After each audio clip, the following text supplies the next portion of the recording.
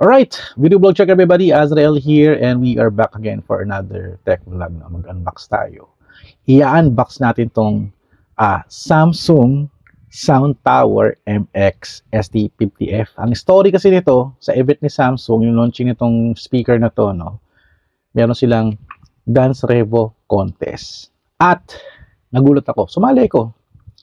So pinili ko yung pinakamahirap na song na mabilis yung steps at nanalo ako first place with the most number of steps. At ang price, etong speaker na to. Yan. Etong speaker na to. So this is a party speaker from Samsung. This is the Samsung Sound Tower MX ST50F 240 watts party audio. So it's a parang Bluetooth speaker na malaki. It's a party speaker na pero siyang wireless kasi meron siyang battery at 240 watts yung kanyang speaker. So, actually na-unbox ko na to, no? Mamaya pakita ko sa inyo paano ko siya i-set up at i-unbox. Pero before we do the unboxing tsaka test video, discuss ko muna sa iyo yung tech specs rundown ni Samsung Sound Tower ST50F. Grabe. Thank you, Samsung. Okay, ito na yung tech specs ni Samsung Sound Tower ST50F. Ito yung pinakamalaki nila, pinakamalakas nilang sound tower available in the market. So, ang kanyang weight is 18.4 kg. Mabigat siya. At meron siyang 18 hours of playtime kasi meron siyang built-in battery. So, yung battery niya is replaceable kasi naaalis siya. Pwede mo siyang palitan. At meron siyang feature na grip and roll. So, meron siyang grip handle at meron siyang roller. Pwede mo siyang hilahin. At meron siyang 6-party LED lights na customizable via the Samsung Sound Tower app. At meron siyang 5 kinds of DJ effects, yung parang mga tumutunog sa showtime, may kasalita ng oh yeah, oh yeah. So pwede mo siyang i-mix yun, tsaka yung clapping sound. At meron siyang feature na karaoke voice removing. Sa app to, no, if you use the app, yung music, pwede tanggalin yung audio. Magiging karaoke. Sinubukan ko rin kahit na yung mga YouTube music videos, naalis niya yung mga vocals. So, pwede kayo mag-karaoke. At meron siyang high power na 240 watts. Meron siyang nato kanina. At meron siyang tinatawag na wave guide, turn to normal or wave guide sound dispersion. So, pwede ka mamili kung gaano kung yung direction ng bato ng sound, kung paharap ba or pa-wide. Pwede yan. Sa settings nito na via the app. At meron siyang 3 bass modes, gentle, punchy, deep. Di ko ma-distinguish yung different kinds of bass, no? But, mas gusto ko yung parang punchy. Gusto ko yung medyo mas malakas yung bayo ng bass niya. Doon ako palagi, sa app ko na ako control yan. One of the best feature ni Samsung Sound Tower. This is IPX4 rating, no? Splash proof. Kahit ilagay mo to sa travel nyo, maulanan man siya, or mabisikan ng tubig sa swimming pool, or sa ilog, it is okay. Hindi siya masisira kasi splash proof siya. At you can pair this with the Samsung Sound Tower app. Na-mention ko na to kanina. At you can connect 2 kinds of mic. Yung isa yung isang mic input, pwede mo siyang kabitan ng guitar. So kung meron kang gitara at isang microphone, pwede yun. Kasi dalawa yung mic input niya. Meron siyang switch na ilalagay kung gusto mong guitars lang. So okay to po sa mga nagbabasking, no? Kung basker kayo, this is good for you. And it can do group play with Auracast. Wirelessly connects up to 10 sound tower. So kung meron kayong gig, no, you're doing a entertainment business, no, and you need speakers. So kung meron kang 10 sound tower, you can connect everything. Makakapag-form ka ng isang magandang sound system sa inyong events. At meron siyang stereo play with TWS, amplify your TV audio with true wireless stereo. Sa style na to, no, hindi ko alam kung paano pagaganahin to, but sa TV kasi, wala namang wireless sa TV, no? Kinakabit ko siya via the 3.5mm jack, yung audio. So, nakakabit sa TV, naka-wired yun, nakakabit dito sa aking sound tower. So, testing ko siya, napakaganda rin ang tunog niya. Stereo sound din talaga siya. At meron siyang Bluetooth multi-connection. You can connect 2 smartphones and double the fun. So, pwede pala mag-connect ng 2 smartphones, no? Kahit pagpalitan kayo ng music, pwede rin yan. At meron siyang USB input. You can easily stream music from your external device. So, kung marami MP3 kaya, wow, MP3, pwede rin yun para sa mga outdoor, no? Kung wala kayong internet connectivity or wala kayong masyadong phones na gagamitan, pwede rin siyang naka-USB at iwanan mo na lang siya, no? Kahit di mo na siya kailangan i-connect. At for the body color, available siya in color black. At for the SRP na market is 26,882. So, I think may mga ibang promos na, like for example, may kasamang free microphone. Kasi sa akin, may kasamang free microphone. Samsung microphone. Napakaganda ng microphone niya. And other promos, like for example, nagka-promo siya ng promo si Samsung Kung bumili kayo ng television, yung TV nila, Samsung TV, may kasamang libre ganito. You need to check out some promos in appliances store and also sa Samsung online shopping, online store. Sa Samsung website, may mga posting sila ng mga promo. Also Facebook, you have to check it. Kasi sayang, if you buy a TV, baka may kasamang libreng speaker. So you have to check it out, yo. So ayun, SRP dito pag bumili kayo sa market, like sa Shopee for example, is 26,882. So ayun, unbox na natin to. Actually, ito yung itsura niya. Ito yung itsura niya. Napakalaki niya. Napakalaki. Ayan, meron siyang roller handle. So, pwede mo siyang hilahin. Yung sa launching na to, si Itchy Worms nga, tawag dito. Hinila nila to habang nagtutugtog sila ng acoustic Napakaganda, napaka-cute. At saka yung ilaw niya talagang very concert. So, tama-tama, meron na kaming speaker sa Pasko. Masaya na aming Pasko. At kayo, gusto ko rin maging masaya yung inyong Pasko.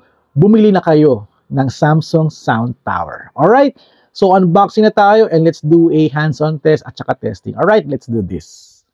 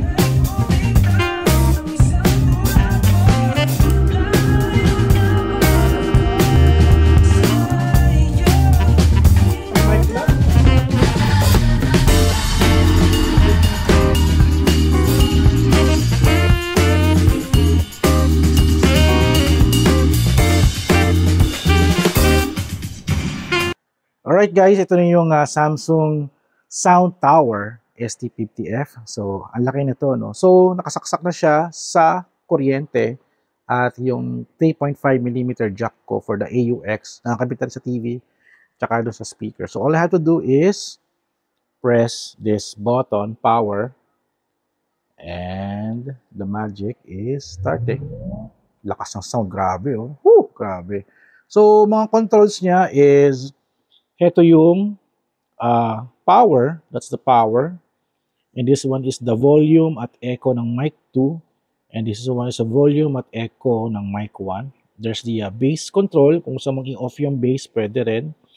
Bluetooth connection, if you want to connect it to via Bluetooth. Ayan. At since may indicator dito no, na Bluetooth, USB, AUX 1, tsaka AUX. Dalawa pala yung AUX niya, no? Okay, hindi ko napansin na dalawa siya. So, later on, siyempre, since magano tayo, connect natin to sa USB. Mamaya ko connect natin yan. So, nagbi-blink siya, looking for a connection. Malamang nagko-connect na sa phone ko. No? So, this one is the volume control tsaka play button. Pag pinili mo yan, pag nakakonect sa Spotify sa phone mo, magpe-play yan. Ito naman yung control for the LED lights. Yan, pag pinindot mo yan. So, mamaya papakita ko yung control. So, since naghahanap siya ng Bluetooth connection eh. And this one is yung DJ audio sounds niya. Lakas sa sunod, nagulat ako. So, maraming ano yan, sounds.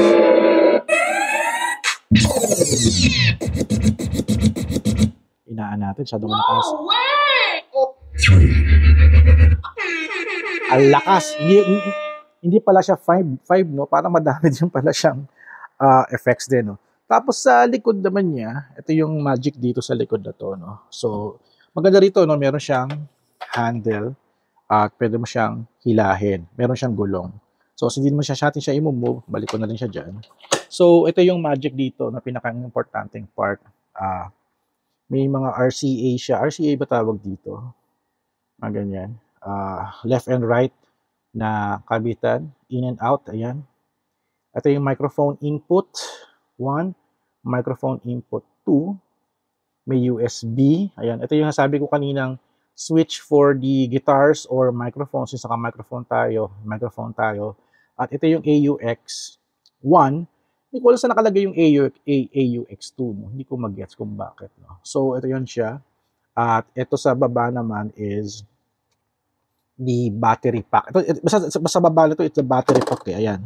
Pwede mong alisin yung battery na yan. Pwede siyang replace. Ay ko lang alam kung may nabibiling extra battery. No? So, usually, ayan, ito yung power niya. So, kabit niya. Kahit tanggalin ko na lang yan, kasi ano naman to eh, tanggalin ko, no? May battery naman to eh. Yan, no?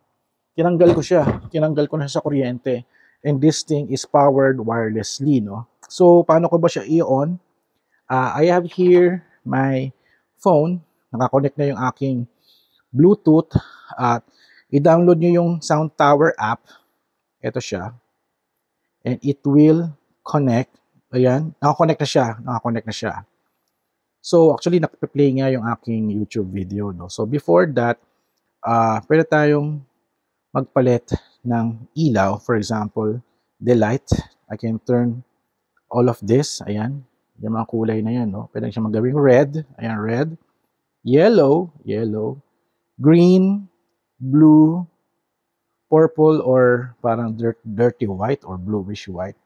So, mas gusto ko palagi yung red kasi medyo concerty or you can choose any kinds of color na multicolor siya. So, may mga wave trail, ayan, mga connection niya. No? So, pwede kayo mag-play ng Spotify. For example, I have here a Spotify. So, feeling ko makaka-copyright tayo na ito. No? Hanap na lang tayo ng something na hindi tayo mga copyright, no? O let's say, for example, let's play a podcast, no? Ito yung podcast ni Cookie Tuwazo, no? So, i-playback natin, no? Playback natin, for example. Playback. Ayan na. My name is Cookie. Welcome to Bigkas Pilipinas. O, diba? Bigkas Pilipinas in Spotify. So, you're listening a podcast, no? Pwede rin. Pwede mo laksan din yan. And also, I can play videos. Wait lang. Let's go to my video YouTube channel, no? Let's play something na hindi ganun ka tayo makaka-copyright, no? Wait lang tayo, wait lang. Let's go. Meron akong isang set dito ng travel video na puro music lang eh. Sana narinig nyo yung music kasi I'm using a microphone with sound, kumbaga noise reduction eh. So ito for example, I'll be playing this. At syempre, commercial. And here we go. Lakas ng bayo. For me, lakas ng bayo. That's my YouTube video, That's my YouTube video. Lakas ng bayo, grabe. So, habang nagpe-play siya ng music, wala ka Spotify tayo, no? You can tinker yung DJ set. Ayan. Okay. Increase the bass. Ayan. Nawala yung bass, nawala.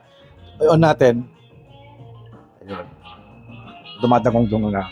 Ito for the lights. Ayan. So, bago-baguhin yung lights. And also, kung ayaw nyo yung lights, so for example, ayaw nyo ng lights, no? Off ko na muna yung video. Kung ayaw yung lights, go to Sound Tower. Go to this, paano ko ba na, napatay yung ilaw. Equalizer ba? No, hindi siya equalizer. Parang dito ako nagpunta. Device settings. You can turn off the lights. Ayan, namatay yung ilaw.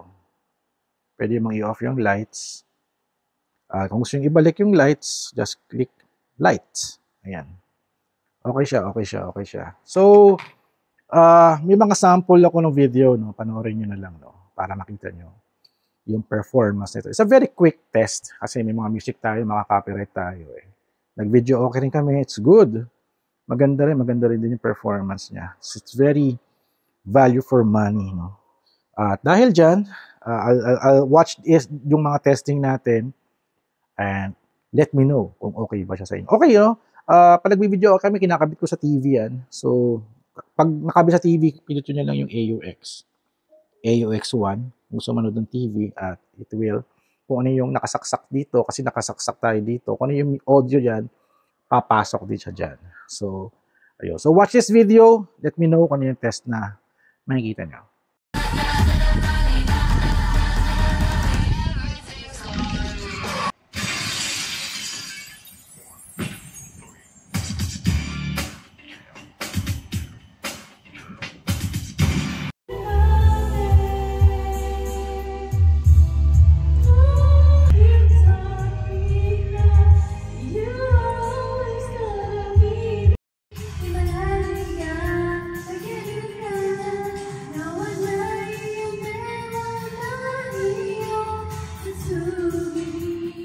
So, ayun, that's the end of our video. So, maraming salamat for watching. Maraming salamat kay Samsung for this awesome Samsung Sound Tower ST50F.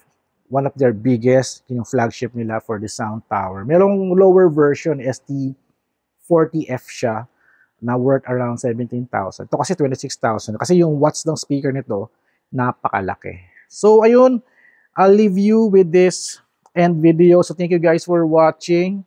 So don't forget to subscribe, like, and comment. And I'll see you guys at the next video vlog adventure. Bili na kayo nito. Okay to for party, pang Pasko. And also, you can carry it around with you like this. At pwede na. Habang nagta-travel kayo sa mga buhangin, no? Ihilahin nyo na lang siya. Pero make sure tanggalin nyo muna yung AUX. Nakakabit pa kasi sa akin. Alright, so kita-kits and see you at the next Samsung video. Alright.